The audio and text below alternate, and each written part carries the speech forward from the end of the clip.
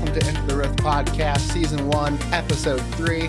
I'm Kenny, and joining me is my brother, Garrett. Yo! And on this episode, we're going to talk about some big Domie homies. Some corpulent craniums. The Melonheads, and then the Dover Demon. So, the Melonheads, what exactly are they? Well, there are two of them that are currently out in the media, and so they started off their career as actors in the 70s and 60s, but they are known as the Bogdanov twins. Also, their cousin, Peter Dinklage, with his big old beluga forehead. Oh my god. Anyway, and really, the Melonheads are basically a urban legend that from 3 different states here in the U.S., and centered around Ohio, Michigan, and Connecticut. There's slight variations in these stories. In Ohio and around the Kirtland area and Lake County, supposedly the Melonheads started as orphans that were under the watch of a Dr. Crow. And there's multiple variations of the Dr. Crow story. Yeah. Including in different states and counties, isn't it? Yeah, so they're the Dr. Crow, he's the one who's most notable, and I've seen in the Ohio versions, but there is other doctors, like more on the Michigan side. Ah. And then there's like, in some of the stories, Dr. Crow is he's a benevolent caretaker of these orphans who are already deformed.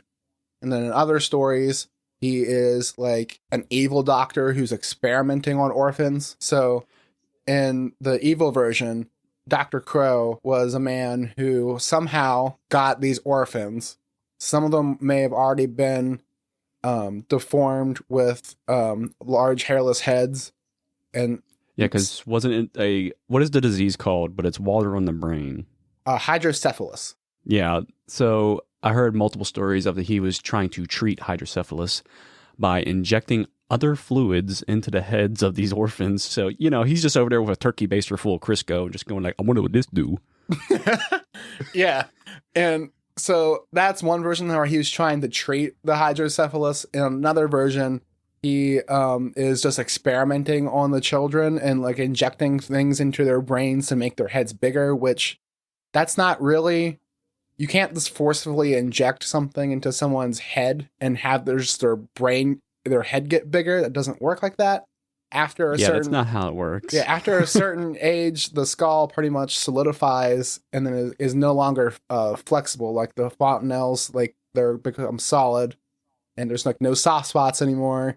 You can't just inject fluid into a enclosed space and expect the people not to just die from increasing intracranial pressure and like a foreign fluid just jammed into their brain. Yeah, so basically, he was like, I heard of this thing people are doing again that was from like the 1700s, Japanning. I wonder what will happen if I put some stuff in there. Yeah, except in this case, instead of just putting a hole in someone's head to relieve pressure from brain swelling and extra fluid, he's going to crank some more in there.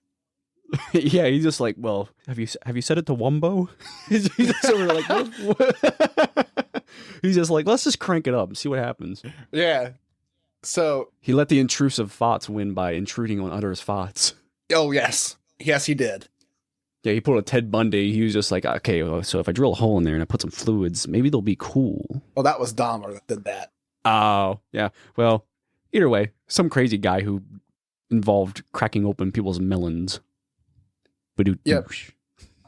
And so then in the... Oh, I just see what you did there. Okay.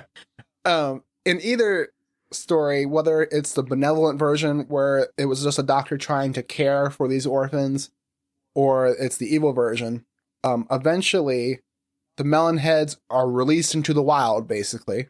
In the benevolent version, supposedly Dr. Crow cared for them until he passed away. The Melonheads were very sad, and they accidentally knocked down an oil lamp, burning the cabin down, destroying Dr. Crow and all evidence of his research, and they fled and lived in the forest. In the evil Dr. Crow version, the Melonheads were tired of the extreme physical and mental abuse they were under, and they revolted against Dr. Crow, and they killed him, and then they burned down like the research facility that they were in, and then escaped into the wild. I want to know how they killed him. Like, would this be like an elephantitis-induced headbutt injury kind of thing? Well, in some of the stories I've heard, they just basically just mobbed up on him and like killed him and ate him. So maybe they just like bit him to death. Well, the stories, do kind of, roll into Ohio. So maybe it happened down in, what's the place with the Haitian immigrants? Springfield? Yeah. They just pulled like a bit of a Springfield and just kind of like just started biting his ass. Oh, God. So that's how they kind of basically originated in Ohio. And then in Michigan, they said they were living around the Felt Mansion, which is like a historical building in the like southwestern part of Michigan. And it's another situation where they suffered years of physical and emotional abuse, and that made them feral, and then it became too much to handle, so they just released them into the woods, as one does. Yeah, I guess, they're like a dog that keeps pissing on the carpet. They're just like, nah, just throw it out there. Yeah. He's like, they'll be fine. They're outside kids.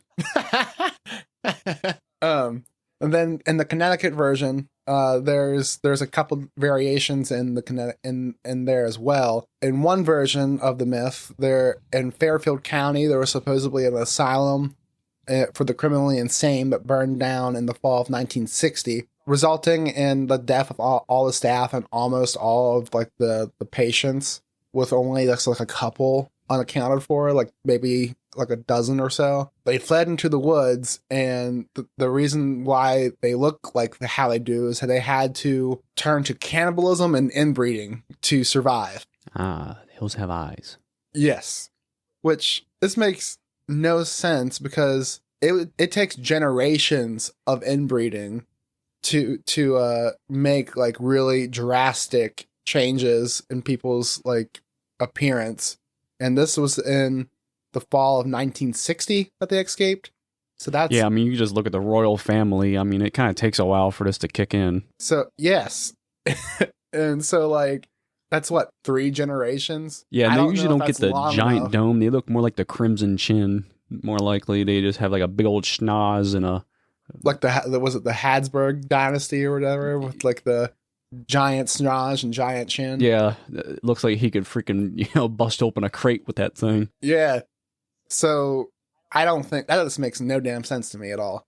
And then, in the other version, so this goes back to the colonial era, around the time of the Salem witch trials, where there was a family who was accused of witchcraft, and because of that, they were exiled to the woods, and that caused just generations upon generations of inbreeding, which made them the Melonheads, which at least that gives a little bit more time for the inbreeding to occur, and except to make them... for the utter mutation that happens during multiple generations of inbreeding, the sterilization effect. Yeah. So it doesn't... There's no real good way for this to, actually work out and make sense. So I think it's just a fun urban legend. Yeah, this is definitely like one of like the other stories I heard was there happened to be a boy with hydrocephaly or whatever it was in the town, and multiple teenagers just kind of started making up stories about him, and it spread from there because, of course, kids are cunts. Yeah, they definitely really can be. That's for sure. It's very cruel. So the Melonheads, they're basically mostly human in appearance. In almost every description I've seen, they're rather short. I think the tallest one I've heard about was 5'7", which is just about average height, but most of them are a good bit shorter than that. I'm assuming like majority, like a good, like I want to say quarter to, I want to say nearly half of this dude's height is just all forehead. Like just like a big old billboard, like just shooting straight up. Like he just wears like an oversized top hat that just kind of like sleeves over it kind of deal. Most of them are described as being rather pale, I guess, because they're living in the woods / caves. I've heard in a couple stories that they don't get a whole lot of sunlight exposure, so they're all really pale. Like a Reddit mod. If they have hair, it's just like thin and wispy, kind of like Gollum, and they wear rags for clothing. in most of these descriptions. See, I guess the modern equivalent would just be like they wear like Cookie Monster pajamas from like Dollar General. Oh God, yeah. That serves some imagery. Instead of the little drawings of the Melonhead guy in overalls, he's wearing some Cookie Monster pajama pants and like a Deadpool t-shirt or something. I was going to say a worn out Juggalo t-shirt. Nice yeah. Just sit there drinking Faygo. Yeah, man. Well, this is Ohio. Faygo's some good shit. This is Ohio. Yes, sitting there with a pack of crushed Newports he found next to like a porta-john on a job site at night. Just over there, just chiefing on a Faygo and a cig. He's sniping cig butts. Yeah, he's just out there in the parking lot of Dollar General at night, picking up cigarette butts, eating stray cats. Oh my God. So into the behavior of these creatures. Well, we just discussed that, but let's go on with it. Well, yeah, we did a little bit. In some in some of the stories, they're just reclusive. They've been tired of how like the world has been treating them, so they're kind of just like hermits. They keep to themselves. If someone sees them, it's usually just one wandering by themselves, and like it runs off after it's noticed. And then in other stories, they're super territorial, and they immediately attack people who get too close and try to like kill them and then eat them. Hence the cannibal part. But this is like a story where like it blurs the line between, okay, how far does someone have to go from human into humanoid creature? So obviously these were all people, orphans in most of the stories. So it's kind of cruel what happened to these little swollen dome people. Yeah, these grande cabezas. Yeah. Big gordo domo. And then on the other hand, they try to eat people, so fuck them. Yeah. They're over there trying to slice off the ass cheek meat. So it's like, oh yeah. God, like those rugby players in the Andes. Yeah. They heard about the Donner Party and they're like, hey, that's an idea. Oh yeah. One story I read, this guy was driving along a rural back road, which most of these stories of the sightings take place on these rural roads where people, it's just a secluded area. It's a good setting. In this one, the guy was driving along his car going 45 to 50 miles an hour, and the thing was pacing him in a ditch alongside the road. I'm just imagining him he's just like dead sprinting, like with the little like Looney Tunes spinning legs, arms outstretched. I was thinking more, the Terminator 2 with the open palmed, just like just freaking getting it. Yeah, and could you imagine that? You're cruising down a road, going a good clip, like 45 miles an hour, and you look over and you see Gollum in overalls with a gigantic head, and he's just glaring at your ass. Yeah, you just look over and there's the Elephant Man just freaking keeping pace. Yeah, that would be insane. Another story I read, so a group of teenage girls, they went out to try and find the Melonheads, and it was raining. And then so they got out of their car, but they left it running and unlocked. They started to walk into the woods, and they heard a noise, and they turned around, and then all of a sudden their car was barreling towards them. and they looked in, and they saw two child-sized figures with gigantic eyes or gigantic heads, and their eyes were glowing orange. It's just Beavis and Butthead. Oh my God! It's just Beavis over there going like, "Pull the brake, idiot."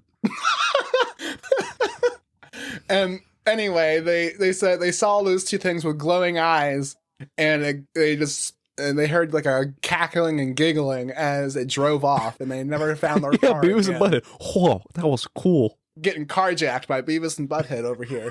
Yeah, that's exactly all I can imagine. Are you threatening me? Oh my God.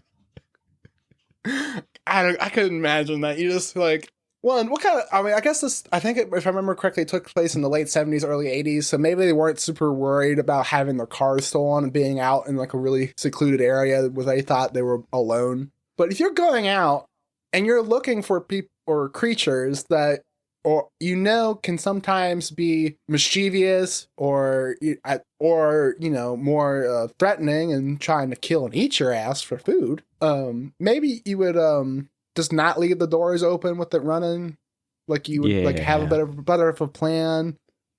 Maybe don't take the keys out. Yeah, don't just leave your car running. I mean, what if it ran out of gas and you were trying to run away? Now you win, wrong turn. Yeah. Now we're getting into that ding, ding, ding, ding, ding, ding, ding, ding. This story took place with another group of teenagers who were driving down. They weren't looking for the Melonheads or anything. They just they saw one standing along the side of the road, and it saw them, and it ran away. So they just decided to follow it.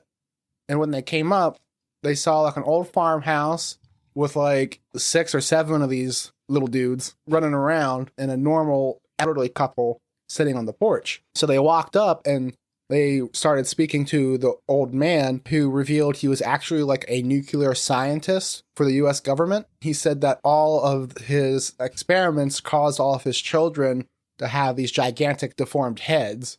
See, when I hear nuclear scientist, all I could think of is maybe just some crazy redneck dude out in the woods who's just like microwaving shit with the door open. Oh my God. And that's why his kids all came out all jacked up. Well, anyway, this guy said he worked for the U.S. government, and that's what caused his litter to become Jimmy Neutron.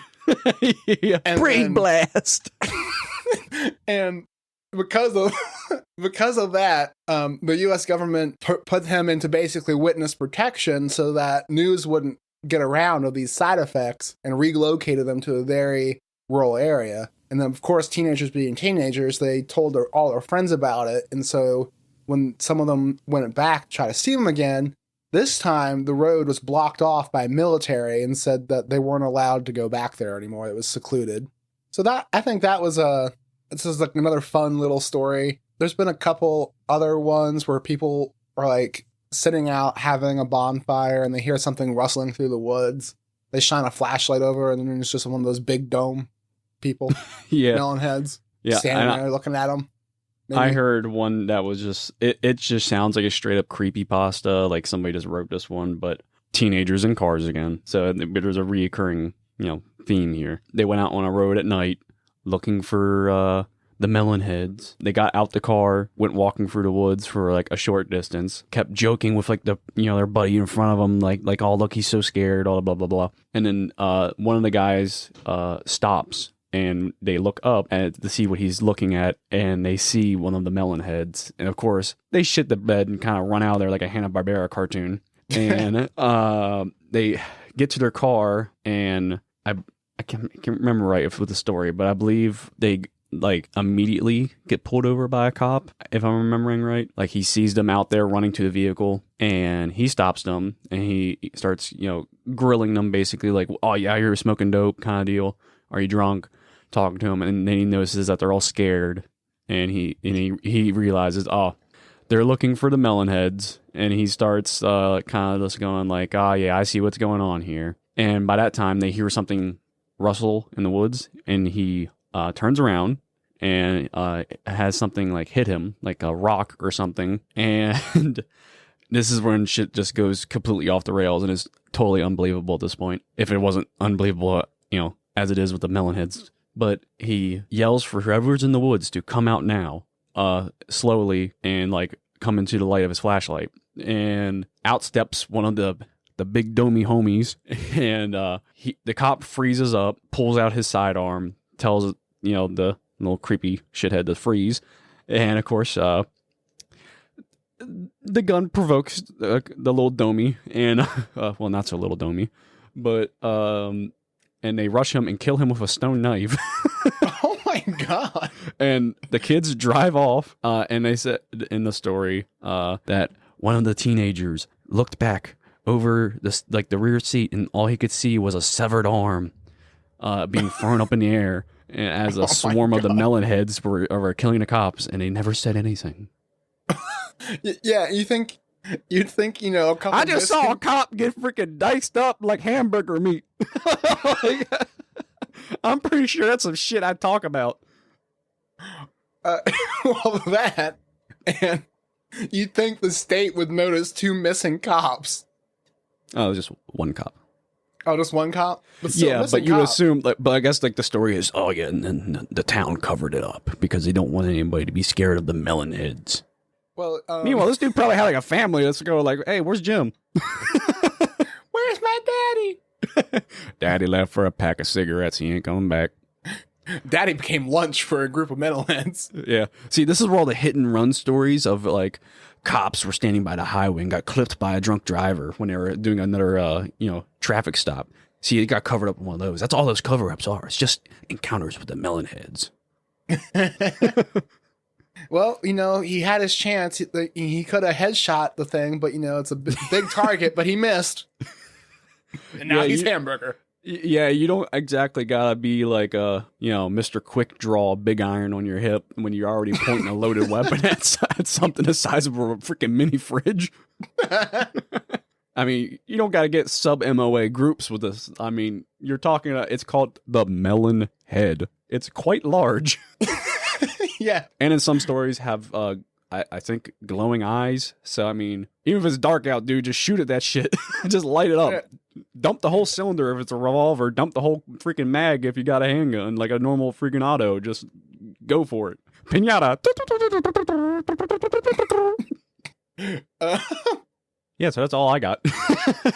Yeah. There's not really much about the Melonheads other than just like, here's a little story or like, everyone has, or everyone has of these from these 3 states. Everyone has like their version of it, where like the names of the locations get changed to like reflect the local area. I think it's just an urban legend. If you want to say like there's something is actually happening, maybe in those areas it's so popular of like an urban legend that people who are thinking about it, they're putting their energy into it, and that's making a tulpa of the Melonheads. So people aren't seeing actual Melonheads, but they're seeing like a paranormal entity that's been created by the collective consciousness of all these people making it happen. Which is a hell of a thing to be manifesting.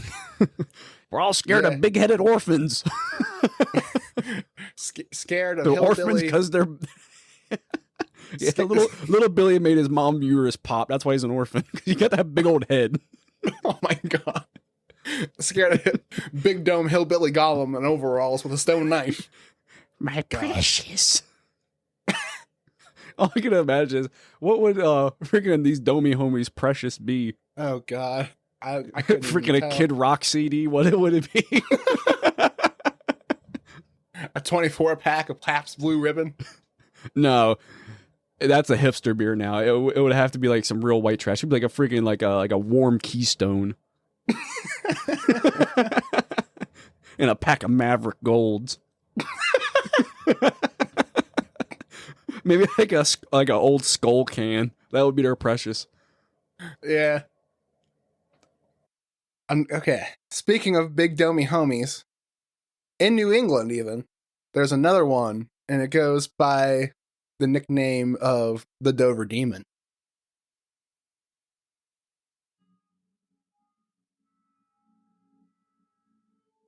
It was 10:32 p.m. on April 21st, 1977, as 3 17-year-olds, Bill Bartlett, Mike Mazoka, and Andy Brody, are driving north on Farm Street in Dover, Massachusetts. Bartlett, who's behind the wheel of a Volkswagen, spots something creeping along a low wall of loose stones on the left side of the road. At first, he thinks the creature is a dog or a cat until his headlights shine on it, and he realizes it's nothing he's ever seen before. The figure slowly turns its head and stares into the light, its 2 large, round, glassy, lidless eyes shining brightly, like 2 orange marbles. Its watermelon-shaped head resting at the top of the thin neck, the size of the rest of its body. Except for its oversized head, the creature is thin, with long, spindly arms and legs, and has large hands and feet. The skin is hairless and peach-colored. It appears to have a rough texture, like wet sandpaper. It stood no more than 3.5 to 4 feet tall, and the figure was shaped like a baby's body with long arms and legs. It had been making its way along the wall, its long fingers curling around the rocks when the car lights surprised it. Unfortunately, neither of Bartlett's companions sees the creature. The sighting lasts only for a few seconds, and before Bartlett can speak, the car leaves the scene. Then the creature is gone. Bartlett drops his friends off and goes to his Walpole Street home. Visibly upset, he walks through the door and his father asks him what's wrong. Bartlett relates the story and later sketches what he saw. Later that night around midnight, 15-year-old John Baxter leaves his girlfriend Kathy Cronin's house at the south end of Miller High Road. Then Baxter starts walking up the street on his way home. Half an hour later, after he has walked about a mile, he observes someone approaching him. Because the figure is short, Baxter assumes it's an acquaintance of his, M.G. Bouchard, who lives on the street. John calls out and no response. Baxter and the figure continue to approach each other until the latter finally stops. Baxter then halts as well and asks, "Who is that?"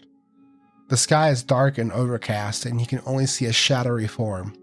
Trying to get a better look, Baxter takes one step forward and the figure scurries off to the left, running down a shallow wooded gully and up the opposite bank.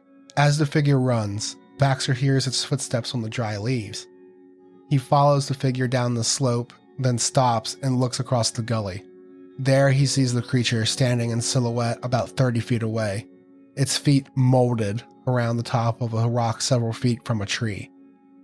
The creature's body reminds Baxter of a monkey's except for its dark, figure-8-shaped head. Its eyes, two lighter spots in the middle of the head, are looking straight at Baxter, who after a few minutes begins to feel uneasy. Realizing he has never seen such a creature before and fearing what it might do next, he backs carefully up the slope, his heart pounding. He then walks very fast down the road to the intersection at Farm Street. There, a couple passing in a car pick him up and drive him home. The next night, Abby Brabham, 15, was taken home by Will Tainter, 18, when she spotted something in the road. Brabham, too, described a strange creature with a large, ovoid head and long, spindly limbs. She said that the being was missing all facial features except for its eyes, which were round and glowed bright green, a color which she steadfastly insisted on to investigators, despite its idiosyncrasy. Taylor caught only a fleeting glimpse of the creature and said he saw something with a large head and tanned body crouched in the road. Another supposed sighting of the Dover Demon occurred in Barnstable Village on Cape Cod in Massachusetts, still in 1977.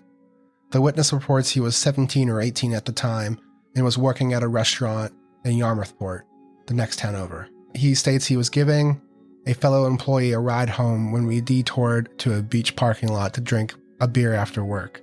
It was early summer, probably 9:30 at night. The road was located north of Route 6A, Scudder Lane, and as we were heading back to the main road, we saw something very similar to what is being described here as the Dover Demon. It crossed the road in front of us and I had to slow down to avoid a collision.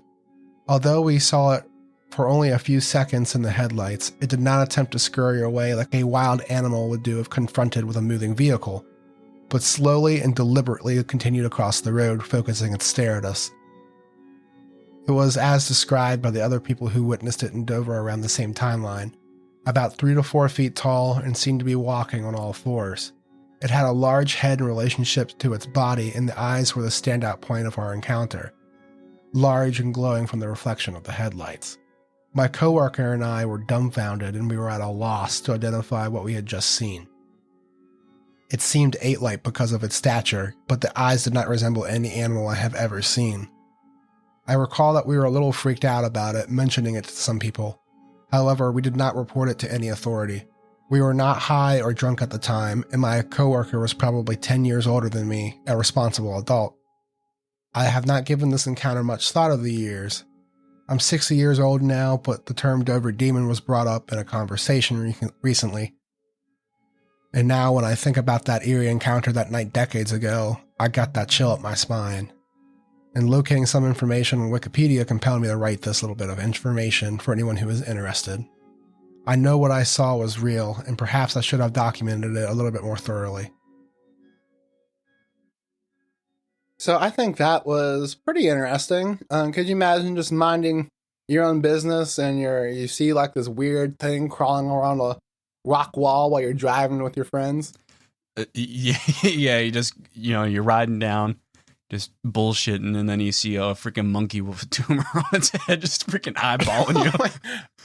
Eyeballing you like a crackhead at the gas pump, like he's about to ask you for money. And he has mange. Yes. So it's a crackhead who got into like a dumpster full of nair. And so apparently, like like you heard in the one story, it didn't even have a mouth, so it just had eyes. So how is that thing like eating? How is it drinking? Like what is it? I know exactly how it is. Photosynthesis. All these happen. They saw it at night. Yeah. Wait a minute. Wait a minute. I know. Filter feed. But yeah, could you even just imagine like seeing anything like that? You're just, I don't know what I would do. Probably shit your pants. I mean, that step on the gas. Just don't tell anybody, like, at all. Just be like, Kenny, you okay? Yeah, I'm fine. Yeah, I know. The guys in the homeboy in Massachusetts should have just hit the gas and ran the thing over. Yeah, kill it out the grill. Oh no, it's another one of those hairless freaking orphans with the big old Jimmy Neutron head. Jimmy's mom. But yeah, I know. If that's just, I think, like a little fun little story of like a freak incident where a weird being was sighted. Who knows what the hell it was. Yeah, especially with the one 15-year-old girl saying that the eye color was different.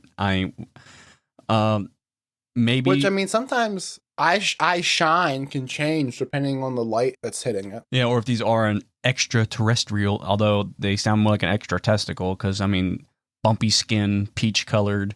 Yeah, they kind of sound a little bit scrotumy, but that already need to use some lotion. The girl said that one that she saw green eyes. The other guys said like yellowish orange, red. Maybe this is like a variation between sexes of extraterrestrial. Oh, like that's how they differentiate themselves. Well, I mean, yeah, they both color. look like freaking, ball sacks with arms and legs. So, I mean, what else would it be? They didn't say that. Hey, this one had a big old schlong on him. He was hanging down, Oh my god.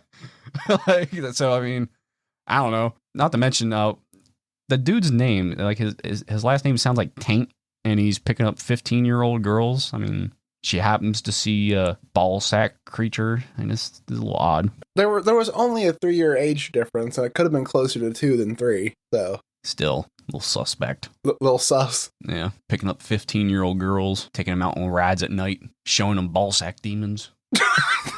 Oh my god. Well, anyway. Anyways. Okay, so Melonheads versus Dover Demon. Who wins? Well, there's been no actual evidence of the Dover demons being of a larger population than just one. Because, the eye shine thing, that could have been, maybe it glows like a mood ring kind of deal. It's like the same bitch because they don't got no mouth, so that's how they express emotions. I would definitely think the Melonheads, just because, I don't know. They just bum rush it? Yeah, they just bum rush it like a Travis Scott concert with a bunch of freaking flint knives. Just crush it to death. Yeah, like a bunch of freaking honeybees going after a wasp. They just kill it with body heat, swarming. Just gibber. They're all just gibbering. Just sound like the freaking dude from Wild Thornberries, just like a whole horde of them. Just swarming it. Yeah, and like writhing. You see a writhing mass. Yeah, just a writhing mask of these freaking big old corpulent headed testicles just freaking fighting. You see the Dover Demon's arm just reach out and then succumb. Yeah, he pulls up the thumbs up from like Terminator 2. It just slowly descends into a horde of freaking big old domes. Oh my god. Yeah, they're like, why does his head look like that? He's not a tumor. He's not a tumor. So the Melonheads probably win from sheer numbers. And maybe I think they just got sheer mass. Just, like those mass. Those big old freaking 16-pound bowling ball heads just rushing at you. With teeth and knives. With teeth and knives. Now the Dover Demon, he can really clutch onto them rocks. So like maybe he can eat a rock and like he'll just dome one of the Melonheads with a rock. And yeah, he nicked a few of them. But they didn't really go down, but he nicked them. They got big old heads, so it's it's a hell of a target. Unlike the cop, he actually hit a couple of them. Yeah. Now, Dover Demon, he ain't got much of a pitching arm. But, so I don't think he's really he's not really throwing them 90-mile-per-hour fastballs, but he might be able to like clock one, or, maybe at least get two in there until it just goes into a writhing mass of scrotums. I don't know weird hive mind cannibal melonheads. Yeah, and the bumpy skinned freaking looks like a freaking golem creature with big old bug eyes. Also bumpy skin because he don't use lotion apparently. Travels through space. Never heard of shea butter. That would be a sight to see. Yeah. I feel like that would be the hardest thing to explain, is if you did witness like a fight in between two of these freaking abominations. Oh yeah. You'd be like, what did I just witness? Yeah, you just got two of the freaking Bogdanov twins bashing in a freaking like a hairless monkey alongside a highway somewhere. Oh my god. Just looks like freaking Lord of the Flies, freaking like Piggy, look out. Like you're about to get cracked. Oh god. There's a big old rock flying. A big old rock. There's a bunch of like Stone Age freaking inbred rednecks freaking just chucking shit at each other. I imagine one of them probably has like a broken beer bottle. Runs up and shanks one. Yeah. There's just one in the background just like freaking smoking crack out of a Keystone can. Crack or methamphetamine? Perhaps fentanyl. Yeah, there we go. Yeah, see, the Dover Demon, we'll give them each weapons to kind of like buffer this out, because like the Melonheads, they got the numbers and they got knives, but the Dover Demon, I feel like maybe he just has like maybe some technology on his side, but I'm gonna say he has like, instead of pocket saying, he has like a Ziploc baggie full of fentanyl. Pocket fent? Yeah, pocket fent. Shaw. Immediately, like 2 or 3 of them just go into an immediate fent lean, and they can't. Yeah, they just like just lean out. Center of gravity drops to the heels as soon as you take one hit of fent. That's observable. That's science. You see, you take one hit off the fent pen, and your center of gravity just drops to the heels. So see, well, maybe that would make him we'll get like a Joe Rogan UFC moment here. We're just announcing in between it, like yeah. The Melonhead, he gets him in a heel lock, but like the Dover Demon, he's slippery. He's slippery. He has got like that loose ball sack skin, so he can like slip out of a Kimura. Oh my god. Oh yeah, and on the Joe Rogan subject, just something Stone Ape Fury, DMT, Clockwork Elves. Oh my gosh. Yeah. All right, everybody. Thank you for listening to this episode of Enter the Rift podcast. I think we had a pretty good time this time. A lot of laughs. Goofy one. Pretty goofy one. It was a lot of fun. Please like and subscribe. Give us a rating or a review. It helps the show out a ton.